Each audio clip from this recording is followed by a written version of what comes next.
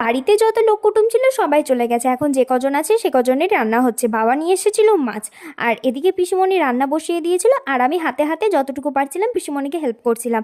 আর রাত্রিবেলায় যত বাসনপত্র ছিল সব মেজে ঘষে রাখা হয়েছে। আর এদিকে প্রচুর মেঘ করেছে, আর আমি লোভ সামলাতে না পেরে গাছ থেকে একটা ফুল তুলে মাথায় গুজে নিলাম।